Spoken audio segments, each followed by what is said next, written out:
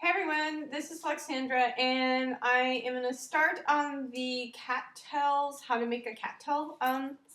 It might be a series because it takes about 8 hours to make a tail that's about 24 to 27 inches long. So I might have to split up this video in little bits and pieces. So the first thing that you want to do is get your supplies. You're going to need a crochet hook. I suggest about an average crochet hook, maybe an H or a crochet hook, a pair of scissors, and at least 2 skeins of yarn. One being your primary color. I'm going to use black for the base, and then different colors of yarn that you want. I suggest like the curly yarn, regular yarn like this, or you can buy the curly yarn. You can buy fun fur also. Any type of yarn that you want to use for this project is perfectly fine. Today I'm just going to show you how to make the base of the tail to start adding your layers for the actual tail part. So, another thing you need is a cloth measuring, tape, or any type of measuring device. So, the first part that you're going to do is you're going to make a braid. The braid is going to be the base of your cattail.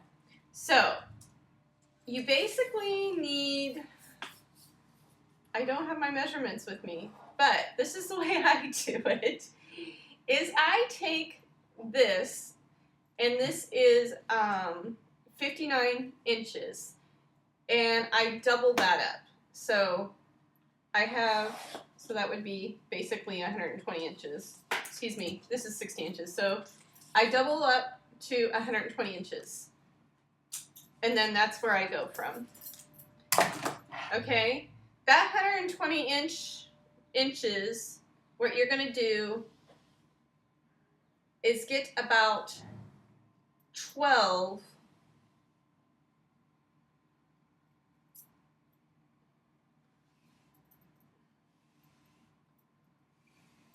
strings, because you are going to double this up and braid it. You might want somebody to help you braid it, because it does take a little bit of time if you just are doing it by yourself. So I'm going to finish this up and then show you how to braid it. Okay, I'm done getting my, as you can see, I have long strands here. And what you're going to basically do is fold that in half. See if I can do it here. I'm sitting down. It's kind of hard to do sitting down. So I folded this as a half, and then you're going to make a knot right on top.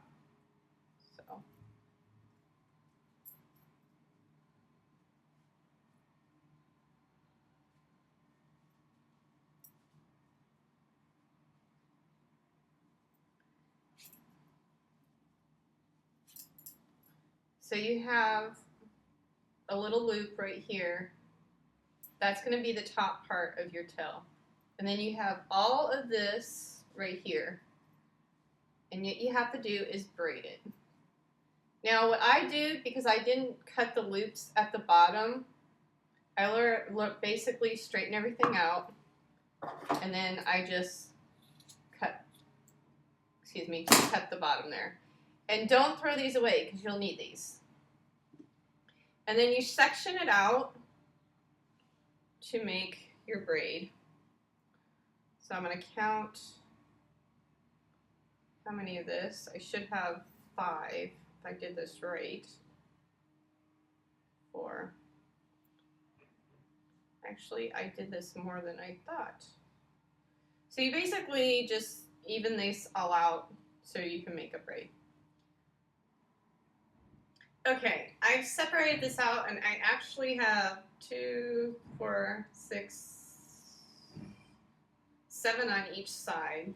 Actually, a little bit more in the middle because I was off on counting. So, and then you just braid it doing a normal braid.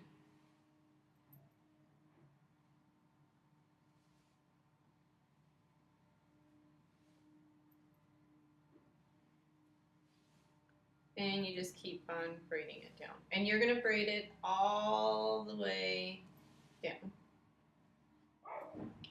Okay, once you start getting down towards the bottom, just put in that last few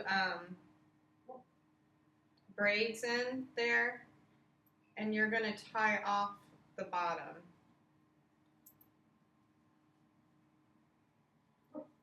Just trying to get the last few braids in here.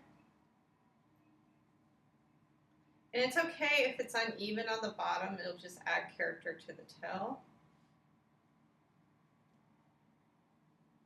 Okay, that's as far as I'm going to braid it, and then I tie a knot.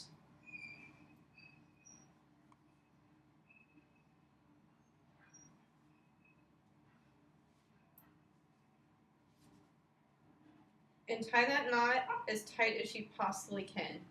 So this is what you should have, and this should be about from the top part of your knot all the way down about 25 inches.